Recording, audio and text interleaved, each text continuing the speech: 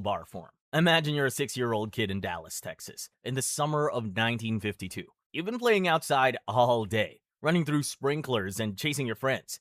By the evening, your throat is sore. You have a mild fever and your legs are aching. Your mom puts you to bed early. For 2 days, it feels like a summer cold. Then, on the third morning, you try to swallow your orange juice and it won't go down. The muscles in your throat just don't respond. You try to call for your mom, but your voice comes out weak and squeezed.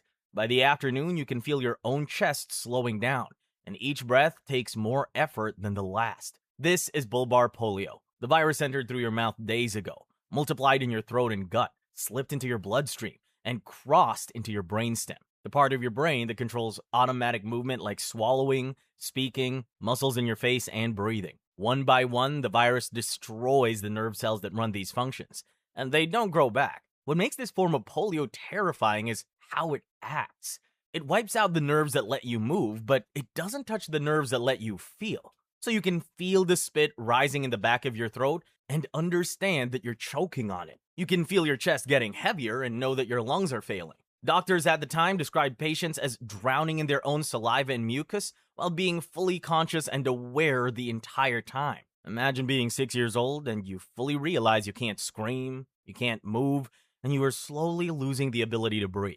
Back in the 1950s, there was no cure. The best doctors could do was perform a surgery on your throat called a tracheotomy and places you inside a metal cylinder called an iron lung. It was a sealed tube that used air pressure to force your chest open and closed to make your lungs breathe.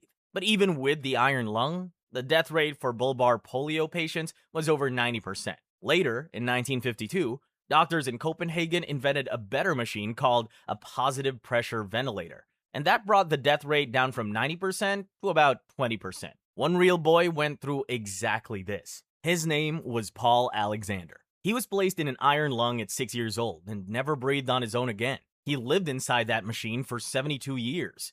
He taught himself a technique called frog breathing, so he could leave it for short periods and use that freedom to earn a college degree, a law degree, and pass the bar exam. He died in March 2024 at 78 years old. Today, polio is nearly gone. A vaccine by Jonas Salk in 1955 dropped polio cases by 90% within a decade. And if someone does get bulbar polio now, modern ventilators and intensive care give them a much better chance than the iron lung ever did. But if the virus reaches your brainstem, the nerve damage it does still can't be fixed. Tetanus.